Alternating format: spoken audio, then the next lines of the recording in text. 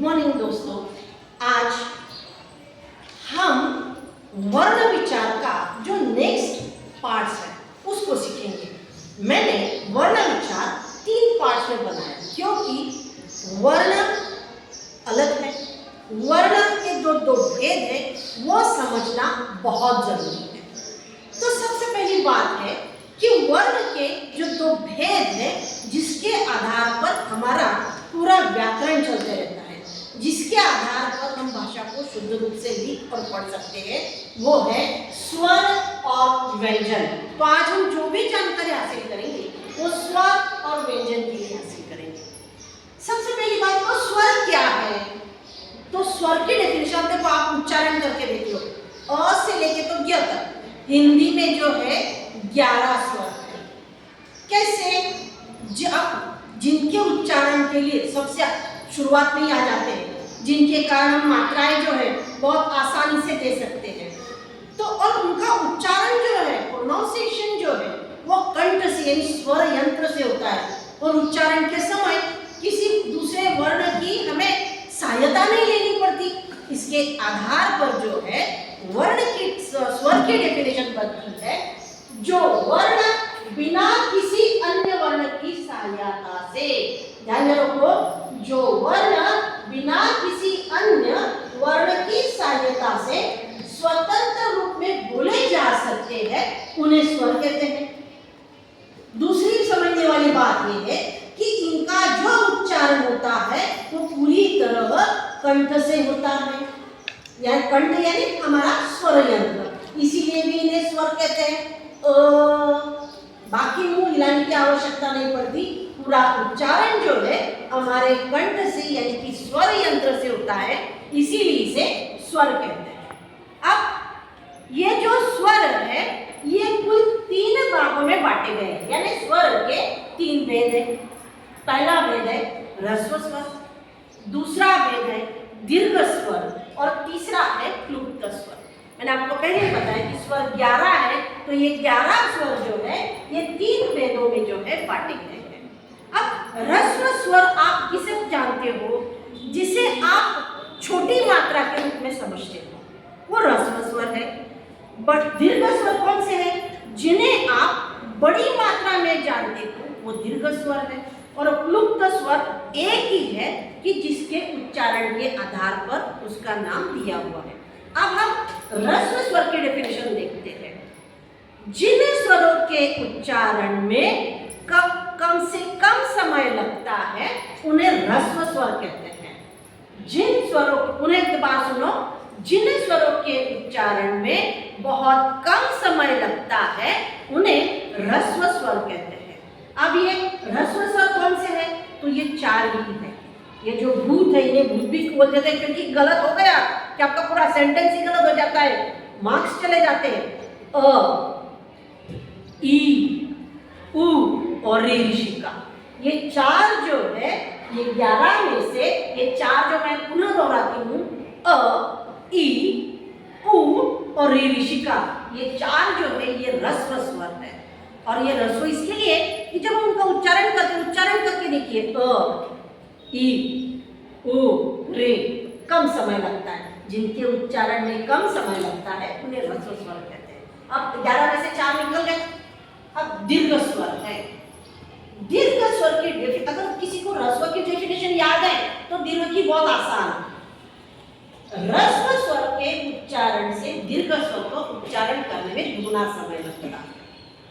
फिर इसकी डेफिनेशन बनती है, जिन स्वरों के उच्चारण के लिए ह्रस्व स्वर से दुगुना समय लगता है उन्हें दीर्घ स्वर कहते हैं, यानी बड़ी मात्राएं होते हैं। अब वो कितने हैं? तो वो 7 है। आ, दूसरी बड़ी वाली ई, उ, बाद में ए, ऐ, ओ, औ, ये जो 7 है ये दीर्घ स्वर में आ जाती है। फिर आप कहेंगे मैडम उसमें तो 2 बच गए, अंग और आहा, तो उन्हें आयोगावह कहते हैं, जो कि यहाँ लिखा हुआ नहीं है, लेकिन अंग और आहा को जो है आयोगावह कहते हैं, क्योंकि आप बोलते हो भी कहते हैं आहा का घर खाली, बराबर है। तो यहाँ अ और आहा जो है वो आयोगावह है। अब क्लुप्त स्वर देखते हैं। पुनः हम ह्रस्व स्वर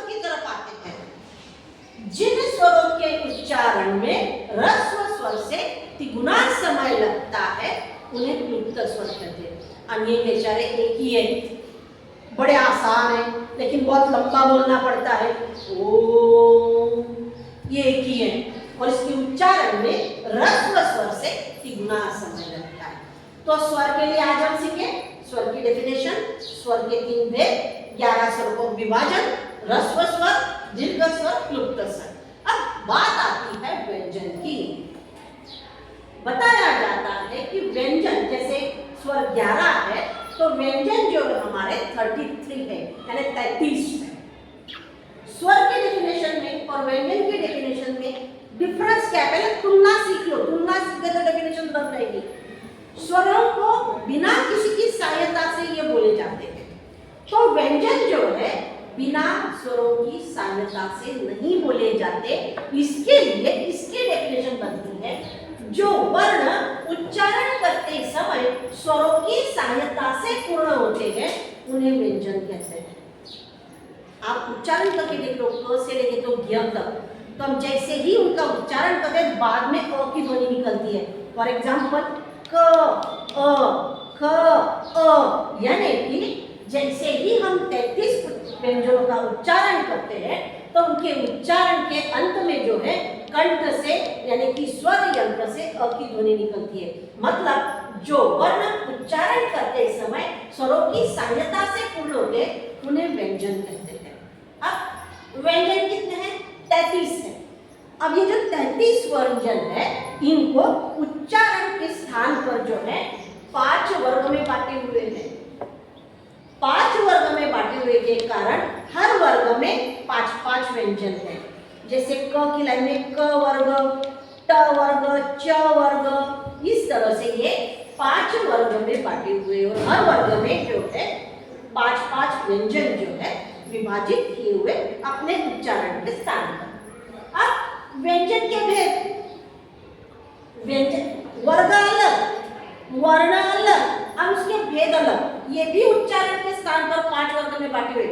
लेकिन व्यंजन के जो भेद है वो भी उच्चारण के स्थान से, जैसे स्पर्श व्यंजन। अब स्पर्श व्यंजन से जैसे ही हम उन व्यंजनों का उच्चारण करते हैं तो हमारी जीवा जो है कभी तालू से स्पर्श करती है, कभी दांतों से स्पर्श करती है, आगे आती है, तो वो स्पर्श व्यंजन। अंतस्थ व्यंजन जो हमारे अंदर से निकलते हैं बोलते समय, जीवा बिना हिलाए।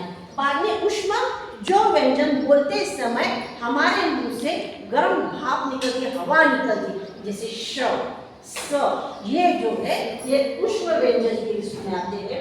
संयुक्त व्यंजन ये जो है 2 व्यंजन का एकत्र आकर जो है जो व्यंजन बनता है, जैसे क्ष है तो क और श बनता है, बाद में त्र है तो त और र बनता है। उसी तरह से ज्ञ जो है अगर उनका उच्चारण देखा जाए तो ग और य है, लेकिन उसका जो मेल मिलाप है वो क और त्य से निकलता है। बाद में द्वैत व्यंजन एक ही व्यंजन का बार-बार आना, मतलब दोबारा व्यंजन का आना, जैसे कच्चा, च आना द्वैत व्यंजन कहा जाता है। इसी तरह से व्यंजन, स्वर और व्यंजन, ये जो चैप्टर है वर्ण विचार का जो पाठ था वो आपका आज पूर्ण हुआ, यानी कि वर्ण विचार जो हमारा चैप्टर है वो पूर्ण हुआ। अगर आप में से किसी को भी इसमें कोई दिक्कत हो तो आप सवाल पूछ सकते हैं। दूसरी सबसे बड़ी बात, आप सब्सक्राइब करें, लाइक करें, ताकि मुझे और आगे की वीडियो बनाने के लिए प्रेरणा मिले और मैं आप लोगों के लिए और नए से नए वीडियो बनाती रहूं। धन्यवाद।